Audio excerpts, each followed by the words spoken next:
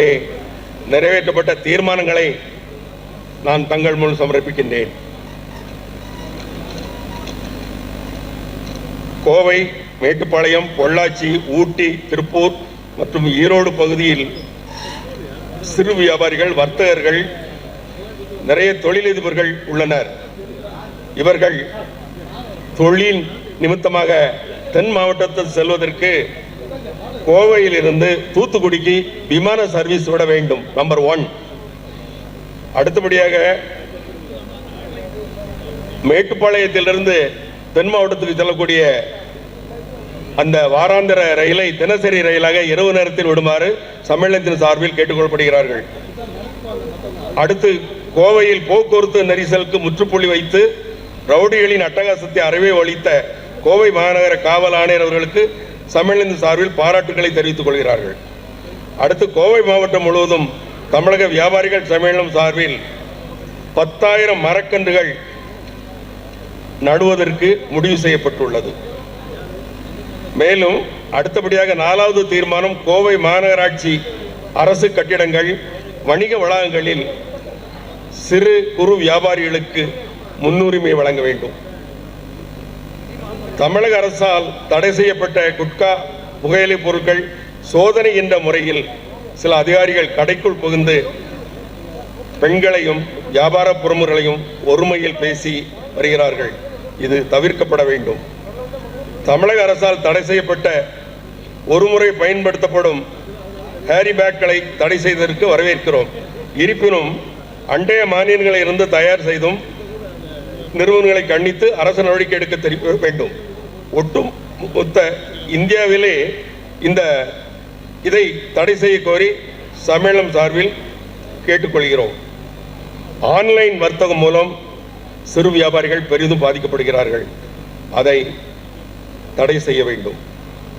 கோவை மாநகராட்சிக்கு உட்பட்ட 2 சக்கர 4 சக்கர வாகனங்கள் நிறுத்தும் இடங்களில் பெயர் கட்டண விவரங்கள் பற்றிய பலகைகள் வைக்கப்பட வேண்டும். மாறாக சில இடங்களில் அதிகமாக வசூலிப்பதாக வியாபாரிகள் நம்முடைய தலைமை கமிட்டியில் புகார் செய்துள்ளார்கள். அடுத்தபடியாக கோவை புறநகர் மற்றும் மாநகர் பகுதியில் 2 சக்கர வாகனங்களில் அதிக பாரம் ஏற்றி செல்லும் வியாபாரிகளை தடுத்து நிறுத்தி அவர்களிடமும் தகாத வார்த்தைகள் பேசும் ஒரு சில அதிகாரிகள் திருந்திக் கொள்ள வேண்டும். அவர்கள் மீது உயர் அதிகாரிகள் நடவடிக்கை எடுக்க வேண்டும். போன்ற 9 தீர்மானங்கள் இந்த மாநாட்டிலே நிறைவேற்றப்பட்டது. இந்த தீர்மான நகல்கள், இதில் 2 கோரிக்கைகள் நம்முடைய மாநகராட்சி சம்பந்தப்பட்டது. அது நம்முடைய வணக்கத்துக்குரிய மேயர் அவர்கள் இன்னைக்கு உண்மையிலே பெரிய அதிர்ஷ்டம். நம்ம இன்னைக்கு அவங்க வந்ததை நம்ம உண்மையிலே பாராட்டணும். நீங்க இன்னொரு கைதட்டி அவங்கள வரவேற்க. அவங்க இன்னைக்கு வந்திருக்காங்க. நீங்க இதுல 2 கோரிக்கைகள் வச்சிருக்கீங்க. மாநகராட்சி சார்பில் உள்ள அந்த பார்க்கிங் இதில் அதிக கட்டணம் வசூல் பண்ணுறாங்க, இதை தடுக்கணும் அப்படின்னு சொல்லியிருக்கீங்க. வணக்கத்துக்குரிய மேயர் கண்டிப்பாக நடவடிக்கை எடுப்பாங்க. நல்லா பண்ணிட்டு இருக்காங்க. அவங்க உண்மையிலே அவங்கள பாராட்டணும். ஆனால் நான் எல்லா மேயரும் எனக்கு பழக்கமாக இருக்கும். இந்த மேயரை பார்க்கணும்னு நினைப்பேன். அது இன்னைக்கு கடவுளுடைய இன்னைக்கு தான் பார்க்கணும்னு ஆண்டு எழுதி வச்சிருக்கிறேன். இன்னைக்கு சந்திக்கிறேன். அவங்களுக்கு நிச்சயமாக ஒளிமயமான எதிர்காலம் இருக்கும். நன்றி, வணக்கம். இங்கு கூடியிருக்கும் இரத்த சொந்தங்களுக்கும் சகோதர சகோதரிகளுக்கும் எனது முதற்கண் வணக்கத்தை தெரிவித்துக் கொள்கிறேன். நான் ஐயா எதுவுமே என்னை பற்றி சொல்ல வேண்டியதில்லை. நான் ஒரு சின்ன கிராமத்தில் பிறந்து ஒரு ஏழை மாணவனா, நானும் ஒரு நாள் வியாபாரியாகவும் விவசாயியாகவும் இருந்து டாக்டராகணும்னு ஆசைப்பட்டு எங்கள் அப்பாவோட ஆசையை நிறைவேற்றுறதுக்காக டாக்டர் ஆனேன். மதுரை மெடிக்கல் காலேஜில் MBBS படித்தேன். MS ஆர்த்தோ ஆல் இண்டியா என்ட்ரன்ஸில் செலக்ட் ஆகி குஜராத்தில் MS ஆர்த்தோ முடிச்சுட்டு யூரோப்பில், இங்கிலாண்டில், ஜெர்மனியில், ஃப்ரான்ஸில், அப்புறம் சுவிட்சர்லாந்துலலாம் நிறைய ட்ரைனிங் எடுத்துகிட்டு இந்த எலும்பு மூட்டு அப்போ இந்தியாவில் அவ்வளோ டெக்னாலஜி வளராத நேரத்தில் நிறைய ட்ரைனிங் எடுத்துகிட்டு, பட் எனக்கு அந்த எல்லா ட்ரைனிங் எல்லாம் முடித்த நேரத்தில் சுவிட்சர்லாந்தில் எனக்கு ஒரு ஆஃபர் கிடைச்சது. அப்போ 2000 40 லட்ச ரூபா மாத சம்பளம் ப்ளஸ் வீடு காரெல்லாம் கொடுத்துருவாங்க, அக்காமடேஷன் கொடுத்துருவாங்க, பெர்மனன்ட் ஜாபு. பட் ஆனால் அந்த செகண்டில் நான் யோசிச்சது என்னென்னா, நம்ம ஒரு மருத்துவராக ஆக்குனது நம்ம கவர்மெண்ட், அதாவது மக்களோட பணத்தில் நான் மருத்துவராக இருக்கேன், மெரிட் ஸ்டூடெண்ட்டாக. பட் நல்ல ஒரு மாணவனை இந்தியா இழந்துடும். நான் படித்தது ஒரு டாக்டரா, ஒரு MS ஆர்த்தோ முடித்த ஒரு டாக்டர் உருவாக்குறதுக்கு கவர்மெண்ட் ஸ்பெண்ட் பண்ணுறது 5 கோடி ரூபா. அந்த பணத்தை மக்களோட வரி பணத்தில் படித்து ஃப்ரீயாக படிச்சுட்டு நம்ம ஃபாரின் போகக்கூடாதுன்னு நினச்சி அப்புறம் இந்தியாவுக்கு வந்தேன். அப்புறம் இங்கே வந்து படிப்படியாக முன்னேறி இப்போ 2 மருத்துவமனை இருக்குது. நம்மளோட இயக்கத்தோடு சேர்ந்து முதல்ல இருந்தே நான் ட்ராவல் பண்ணிகிட்டு இருக்கேன். ஸோ நான் ஒரு சின்ன எங்கள் கிராமத்தில் சின்ன சின்ன வியாபாரங்கள்லாம் பண்ணியிருக்கேன். அந்த ஒரு நேர்மையாக கடுமையான உழைக்கிற வர்க்கம் இது. அதுதான் எனக்கு ரொம்ப பிடிச்சது. ஐயா திருப்பி சொன்னாங்க, கடின உழைப்பு, நேர்மை. கண்டிப்பாக இதுக்கு என்ன கடவுள் அங்கே இருப்பார். நிறைய நேரம் அதை நான் ஃபீல் பண்ணியிருக்கேன். நம்ம நினச்சிட்டு இருக்கலாம் நம்ம ரொம்ப கஷ்டப்படுறோம், நம்ம ரொம்ப இப்படி ஹார்ட் ஒர்க் பண்ணுறோன்னு. நிறைய பேர் என்கிட்ட கேட்பாங்க, நான் ஒரு 20 மணி நேரம் ஆப்ரேஷன் பண்ணுவேன், 20 hours. நைட்டு 3 மணி வரைக்கும் ஆப்ரேஷன் பண்ணிட்டு காலையில் அப்போ தான் ஜஸ்ட் கிளம்பலான்னு எனக்கு இன்னொரு எமர்ஜென்சி கேஸ் வரும், திருப்பி உடனே போய் சர்ஜரி பண்ணுவேன். இன்னமும் என் வாழ்க்கையில் நான் ரொம்ப சந்தோஷமாக இருந்த நிமிடங்கள்னா அது மருத்துவமனையில் அறுவை சிகிச்சை செய்த நேரங்கள் மட்டுமே. அந்த மக்கள், அது நம்ம இங்கே கூடியிருக்க அத்தனை உள்ளங்கள், இந்த உடலையும் இந்த உள்ள இருக்க ஆத்மாவையும் உருவாக்குனது கடவுள். நம்மளால எதுவுமே இங்கே செய்ய முடியாது. இங்கே வந்து கடவுள் உருவாக்குறத நம்ம அந்த நேரத்தை மட்டும்தான் யூஸ் பண்ண முடியும் இல்லையா, எல்லாமே கடவுள் தான். ஒரு உதாரணத்துக்கு சொன்னா, ஒரு கரு உருவாகுது, ஒரு ஸ்போமும் ஓவமும் சேர்ந்து ஒரு கரு உருவாகி அந்த கரு வந்து அப்படியே கொஞ்சம் கொஞ்சமாக படிப்படியாக வளர்ந்து ஒரு குழந்தைய வெளியே வர்ற வரைக்கும் யாராலுக்குமே அதை கண்ட்ரோல் பண்ண முடியாது. அதுவாக எல்லாமே நடக்கும். அதான் கடவுள். ஸோ கடவுள் வந்து நம்மளை ஒரு காரணத்துக்காக இந்த உலகத்துக்கு அனுப்பிச்சிருக்காரு. கண்டிப்பாக அதை நம்மளுக்கு சொல்லுவார். அந்த காரியத்தை நல்ல ஒரு நேர்மையாக அந்த தொழிலை வந்து நம்ம தெய்வமாக நினச்சி நேர்மையாக செய்யும்போது கண்டிப்பாக அந்த இடத்துல கடவுள் வருவார். அதுலேயும் மருத்துவம்ங்கிறது பார்த்தீங்கன்னா ஒரு மகத்தான தொழில். அடுத்தவங்களோட உடல் உயிர், அடுத்தவங்கன்னு சொல்கிற கூட நம்மளை தேடி வந்தவங்க, நம்ம ரத்த சொந்தங்களோட உடல் உயிரை நம்ம சரி பண்ணும்போது அந்த உன்னதமான தொழிலை அவங்கள நம்ம ரத்த சொந்தமாக நினச்சி, நம்மளோட அண்ணனாவும் நம்மளோட அப்பாவும் அம்மாவும் நினச்சி ஒரு மருத்துவம் பண்ணும்போது அங்கே வந்து கடவுள் கண்டிப்பாக வந்துடுவார். நிறைய நல்ல விஷயங்கள் நடக்கும். ஒரு பெரிய ஆக்சிடென்ட் ஆயிரும், வந்து ஃப்ராக்சரோட அட்மிட் ஆவாங்க. அந்த எலும்பெல்லாம் சரி பண்ணி அவங்கள பழைய நிலைமைக்கு கொண்டு வந்துட்டு ஆப்ரேஷன் முடிச்சுட்டு வெளியே வருவோம். அவங்க ஃபேமிலி வந்து பயங்கர காயத்தோட, மன வலியோடையும் உடல் வலியோட நின்றுட்டு இருப்பாங்க.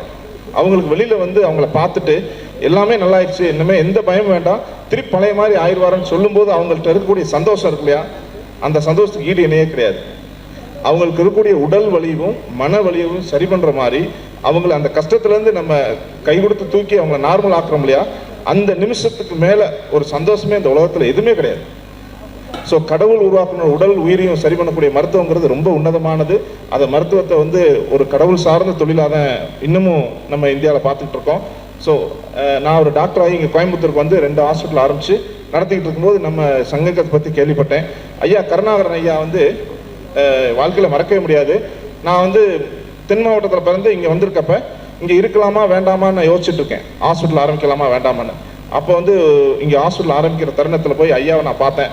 ஃபஸ்ட்டு ஐயாவை தான் போய் பார்த்தேன். அந்த இன்விடேஷனோட அவர் கொடுத்த அந்த ஊக்கம் இன்னமும் எனக்கு, அவர் பார்த்தோன்னே எனர்ஜி வரும், மனசுக்குள்ள ஒரு தைரியம் வரும். இப்போ நிறைய அவங்களுக்கு ஒரு மேற்கோள் காட்டி அவர் வாழ்க்கையில் நடந்த சம்பவங்கள்லாம் பார்த்தேன், அதெல்லாம் நம்மளுக்கு பாடம். ஒவ்வொரு சம்பவம் அவர் சொல்கிற ஒவ்வொன்றும் பாடம். ஐயா வந்து ரொம்ப பெருமைக்குரியவர். அந்த செகண்ட் அவர் கொடுத்த ஊக்கம் இன்னுமே நான் வாழ்க்கையில் மறக்க முடியாது. இது நம்ம ஊர் அப்படின்னாரு. இனிமேல் நீங்கள் எதுவுமே கவலைப்படாதீங்க, எல்லாமே உங்களுக்கு நாங்கள்லாம் சப்போர்ட்டிவாக இருப்போன்னு. அதுவும் அவங்களெல்லாம் பார்க்கும்போது எனக்கு அவ்வளோ ஒரு மகிழ்ச்சியாக இருந்துச்சு. அது ஒரு நல்லவங்கள்ட்ட நல்ல இடத்துல வந்து நல்லதை பேசுறதுக்கு மேலே இந்த தருணம் ஒரு சந்தோஷமே இருக்க முடியாது. வாழ்க்கைங்கிறது ஒன்றுமே கிடையாது. ஒவ்வொரு நிமிஷமும் அப்படியே அந்த நிமிஷத்தில் நீங்கள் என்ன செய்கிறீங்களோ அதுதான் வாழ்க்கை. ஒரு செகண்டை கூட திருப்பி ரீவைண்ட் பண்ண முடியாது, ஒரு செகண்டை ஃபார்வர்ட் பண்ண முடியாது. நீங்கள் இந்த நிமிஷத்தில் என்ன செஞ்சீங்களோ அது முடிஞ்சிருச்சு, அவ்வளோதான். நேற்று நடந்துருச்சு, ஒரு நிமிஷத்துக்கு முன்னாடி நடந்துருச்சு. இந்த நிமிஷத்தில் நம்ம என்ன செஞ்சோமோ, ஸோ ஒரு மனுஷனுக்கு நம்ம கடவுள் கொடுத்த இந்த மனித பிறப்புக்கு செயல் மட்டுமே. ஸோ நம்மளோட தொழிலை வந்து நேர்மையாகவும் நல்ல கடினமான உழைப்பையும் சிந்தி செய்யும்போது கடவுள் கண்டிப்பாக நம்ம கூட இருப்பார். அதை பல தருணங்களில் நான் பார்த்துருக்கேன். நான் வந்து ஒரு ஐயா சொன்ன மாதிரி ஒரு தமிழ் மீடியத்தில் படித்தேன், ஒரு சின்ன கிராமம். அங்கேருந்து எப்படி நம்ம டாக்டராக போகிறோன்னு, எங்கள் அப்பா வந்து டாக்டர் ஆகணும்னு ஆசைப்பட்டாங்க. இப்போ என் மனசுக்குள்ளே இருந்தது 2 கடின உழைப்பு. கண்டிப்பாக உழைப்பு இருந்தாலே வெற்றி உண்டு. அங்கே அந்த கடின உழைப்புக்கு வேறு இணையே கிடையாது. இப்போ கஷ்டப்பட்டு நான் படித்து வரப்போ எம்பிபிஎஸ் மாதிரி கிடச்சிது. அதுக்கப்புறம் PG entrance, master degree, MS ortho வாங்கும்போது தமிழ்நாட்டில் 4 சீட்டு. எங்கள் அப்பா சொன்னாங்க, நீ எம்பிபிஎஸ் முடிச்சுட்டு நம்ம ஊரில் வந்து ப்ராக்டிஸ் பண்ணிக்கப்பா, இது ரொம்ப கஷ்டமான எல்லாம் கஷ்டம்னு சொல்கிறாங்க, உன்னால் வாங்க முடியுமா தெரியலன்னு.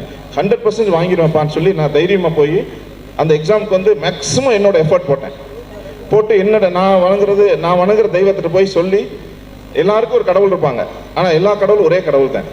அந்த கடவுள் தான் நம்மளை படைக்கிறாரு, நம்மளை நடத்துறாரு, வழி நடத்திக்கிட்டு இருக்காரு. அவர் தான் நம்மளை கூட்டு போக போறாரு. ஸோ இறைவன்கிட்ட வேண்டிட்டு நம்மளோட கடினமான உழைப்பை கொடுத்தோன்னா வெற்றிங்கிறது 100% நடந்துடும். அப்போ நான் அந்த ஆல் இண்டியா என்ட்ரன்ஸ் எக்ஸாமினேஷன் போகிறப்ப என்னால் மேக்ஸிமம் எஃபோர்ட் போட்டு படித்து அந்த எக்ஸாம் போகிறேன். கடவுள்கிட்ட சொல்லிட்டேன், எனக்கு என்னோட மேக்ஸிமம் எஃபோர்ட் போட்டிருக்கேன் அப்படின்னு சொல்லி அந்த எக்ஸாமுக்கு எழுதிட்டு வரும்போது நான் ஆல் இண்டியா லெவலில் 3rd ரேங்க் வந்தேன், 3வது மாணவனா. ஸோ அது அந்த கடவுளோட அற்புதம். நான் 300 ரேங்க்குள்ளே வருவேன்னு தான் நினச்சேன். 300 ரேங்க்குள்ளே வந்தாலே சீட் கிடச்சிரும், தமிழ்நாட்டிலே வாங்கிடலாம். பட் 3rd ரேங்க் கொடுத்தாரு. ஸோ நம்ம மற்றவங்களுக்கு நல்ல வகையில் நல்ல செயலை செய்யும்போது கண்டிப்பாக கடவுள் அங்கே வந்துடுவார். நல்லவங்களை கஷ்டப்படுத்துவார், ஆனால் கைவிட மாட்டார். ஸோ நம்ம அந்த நேர்மையாக நம்மளோட உழைப்பை தொடர்வோம். அது அந்த உழைக்கும் வர்க்கத்தோட நான் பயணம் பண்ணுறதை ரொம்ப பெருமையாக கடந்துறேன். உங்களை மாதிரி நானும் ஒரு உழைப்பாளி தான். அதாவது அந்த தொழிலுங்கிறது எல்லாருக்கும் ஒன்று தான். வேற ஆல் ஹார்ட் ஒர்க்கர்ஸ். நம்ம கஷ்டப்பட்டு உழைக்கணும், நிறைய பேருக்கு நல்லது செய்யணும். ஸோ உங்களை பற்றி சொல்கிறதுக்கு நிறைய இந்த நேரம் பத்தாது, எல்லாரும் பசியில் இருப்பீங்க. நம்ம தலைவரை பற்றி கண்டிப்பாக நான் சொல்லணும். ஒரு ஐயா சொன்ன மாதிரி விசுவாசம்னு சொன்னாங்க, நேர்மைன்னு சொன்னாங்க. இந்த வார்த்தைக்கு ரெண்டுமே பொருந்தும், 2 பேருக்கும். அதனால தான் இத்தனை பேர் அரவணைச்சு கொண்டு போகிறார் இத்தனை வருஷமா. ஸோ அவருக்கு உறுதுணையாக நம்ம இருப்போம். இந்த இயக்கம் மென்மேலும் வளர்ந்து தமிழ்நாடு லெவலில் பெரிய இயக்கமாக வளரணும்னு சொல்லி அந்த ஆண்டவன் இவருக்கு ஆசி வழங்குவார் என்று கூறிக்கொண்டு என்னை உரையை முடிக்கிறேன். நன்றி, வணக்கம்.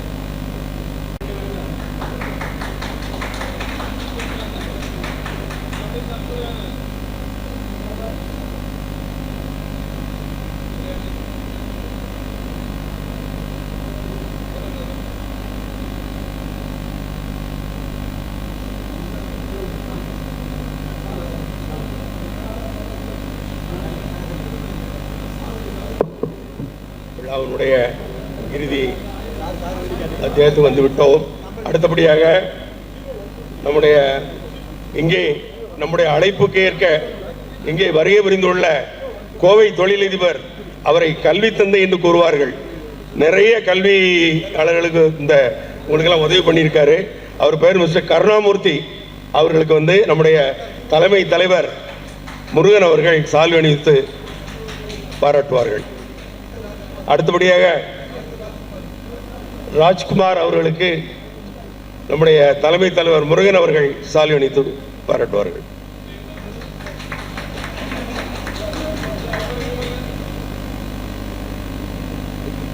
இறுதியாக நம்முடைய தலைவர் முருகன் அவர்களுடைய நிறைவுடன் இந்த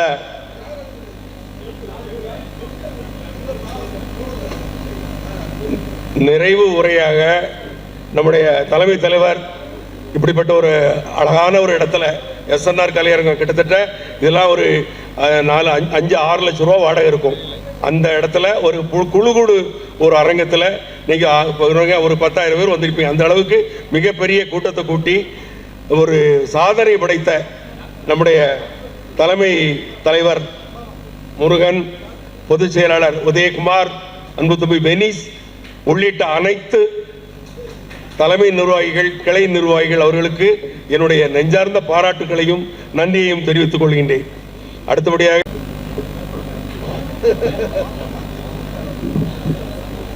தமிழக வியாபாரிகள் சம்மேளனத்தினுடைய இந்த 41ஆம் ஆண்டு வணிகர்களின் ஒரு தினமாக மே 5 அறிவிக்கப்பட்ட நாள் முதல் இன்று வரை வியாபாரிகள் தினத்தை சிறப்பான முறையில் ஒவ்வொரு வருடமும் சிறப்பான முறையில் கொண்டாடி கொண்டிருக்கும் நமது தமிழக வியாபாரிகள் சம்மேளனம் இன்று 41ஆம் ஆண்டை கண்டுள்ளது. இந்த விழாவினிலே நமது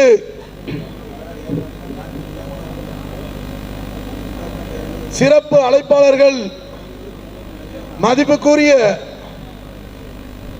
மேயர் கோவை மாநகராட்சி கல்பனா ஆனந்தகுமார் அவர்கள் கலந்து கொண்டு சிறப்புரையாற்றாமல் அவர்கள் இப்பொழுது வேறொரு நிகழ்ச்சி இருக்கும் காரணத்தினால் சென்று கொண்டிருக்கிறார்கள். டாக்டர் முத்தூஸ் மருத்துவமனை டாக்டர் அவர்களுக்கும் அண்ணன் நமது சங்கத்தினுடைய மூத்த நிர்வாகியும் நமக்கெல்லாம் எந்த நேரத்திலும் எந்த நிமிஷத்திலும் தோளோடு தோள் நின்று நடத்தி எந்த ஒரு பிரச்சனையா இருந்தாலும் கூப்பிட்டவுடன் நமக்கு ஆதரவு செய்து நம் மக்கள் அனைவருக்கும் அன்று முதல் இன்று வரை தோளோடு தோள் நின்று வந்திருக்கும் நமது அண்ணன் ஆரோக்கிய அண்ணன் கருணாகரன் அவர்களே, எந்த நிகழ்ச்சியிலையும் தமிழக வியாபாரிகள் சம்மேளனம் என்றால் அது என்னுடைய சொந்த பந்தங்கள் என்று துணையாக நின்று அன்று முதல் இன்று வரை இருக்கும் எனது அண்ணனும் எஸ் குமார் அவர்களும் வருக.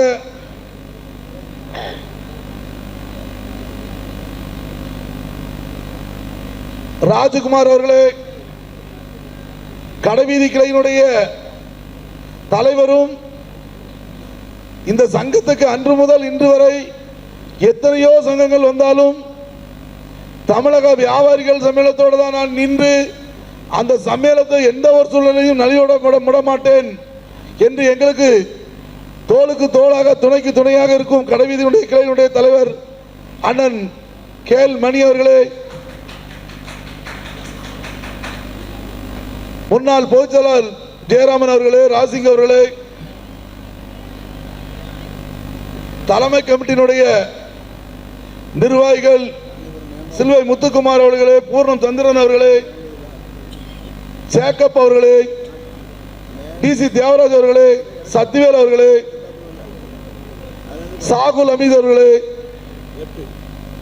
சுடலமணி அவர்களே, பால்ராஜ் அவர்களே, குணா அவர்களே, எஸ் பாலகிருஷ்ணன் அவர்களே,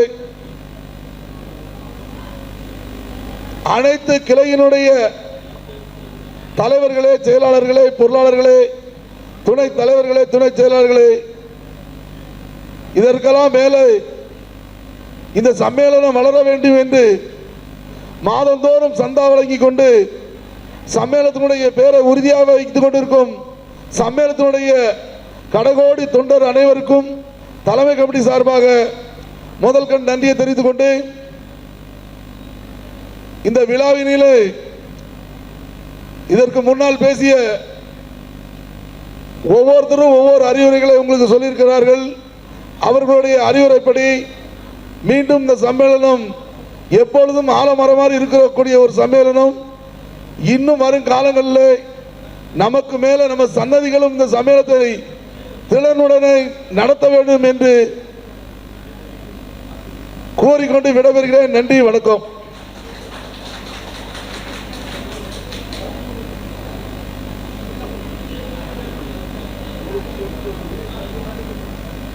தயவு செய்து நம்ம இங்க வந்திருக்கக்கூடியவங்க 2000 பேர் தான் இருப்போம்.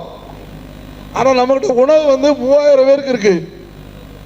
இதை நான் ஏன் சொல்றேன்னா, எல்லோரும் ஒரு 10 நிமிஷம் பொறுமை காத்து பொறுமையா இருந்து சாப்பிட்டுட்டு சங்கத்துக்கு ஒரு நல்ல பேரை வாங்கி கொடுங்கன்னு சொல்லி உங்களை அன்போட கேட்டுக்கிறேன்.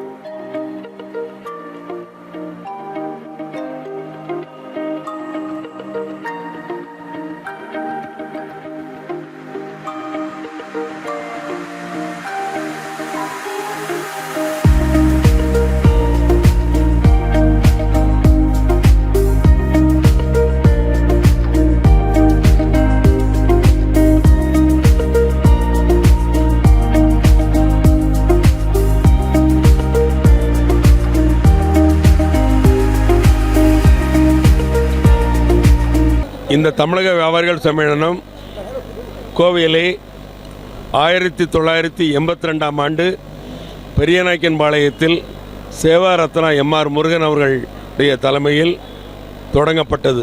அன்று முதல் இன்று வரை இந்த சங்கத்தில் நான் ஒரு பத்திரிகையாளராக இருந்தாலும் என்னை நான் ஈடுபடுத்தி வருகிறேன். சுருங்க சொல்லப்போனால் இந்த சங்கத்தை என் தாய் வீடாக நான் கருதுகிறேன். காரணம், இங்குள்ள நிர்வாகிகள், உறுப்பினர்கள் எல்லாம் தன்னலமற்ற சேவை செய்யக்கூடியவர்கள். எம்ஆர் முருகன் அவர்கள் இருந்தபோது இந்த சங்கத்தை அவர் தொடங்கியதே ஜாதி மத அரசியலுக்கு அப்பாற்பட்டு தொடங்கினார். 82ஆம் ஆண்டு பெரியநாயக்கன்பாளையத்தில் அப்போதைய சப் கலெக்டர் முதலமைச்சருடைய தனி செயலாளராக இருந்து ஓய்வு பெற்ற திரு ஜெயக்கொடி ஐஏஎஸ் அவர்கள் தான் இந்த சம்மேளனத்தை முதல்ல தொடங்கி வச்சாங்க. அவருடைய எம்ஆர்னுடைய நோக்கம் இந்த விழா ஏழைகளுக்கு பயனுள்ளதாக இருக்கணும். அதில் நலத்திட்ட உதவிகள்ங்கிறத அரசாங்கம் செய்யுது. இருந்தாலும் ஒரு தனி அமைப்பு நலத்திட்ட உதவிகள் செய்யலாம், அது ஜாதி மத அரசியலுக்கு அப்பாற்பட்டு செய்யலாம்னா அதை உலகுக்கு எடுத்து கொடுத்தது சம்மேளனம் தான், இந்த தமிழக வியாபாரிகள் சம்மேளனம் தான். அந்த சம்மேளனத்தை இன்றைக்கி கிட்டத்தட்ட நம்ம 82லேருந்து பார்த்துக்கிடுங்க. இன்றைக்கி இந்த விழா நாங்கள் இந்த மே 41வது விழா மிகவும் சிறப்பாக கொண்டாடிக்கிட்டு இருக்கோம். கோயம்புத்தூரில் இன்றைக்கி கிட்டத்தட்ட ஒரு 15,000 பேருக்கு அசைவ விருந்து. எஸ்என்ஆர் கல்யாண மண்டபம் ஏசிக்கால் இந்த கொளுத்தும் வெயிலில் இந்த மக்கள் வெயிலில் படக்கூடாங்கிறதுக்காக கொளுத்தும் வெயிலில் அந்த தாக்கத்தை தணிப்பதற்காக குழு ஹாலில் இன்றைக்கி ஒரு கூட்டத்தை ஏற்பாடு பண்ணி பாருங்கள், எல்லா மக்களும் வயிறார உணவு சாப்பிட்றாங்க. அதாவது இந்த விழா இந்த தலைவர் எஸ்.எம். முருகன் அன்பு தம்பி, உண்மையிலே இந்த தமிழக வியாபாரிகள்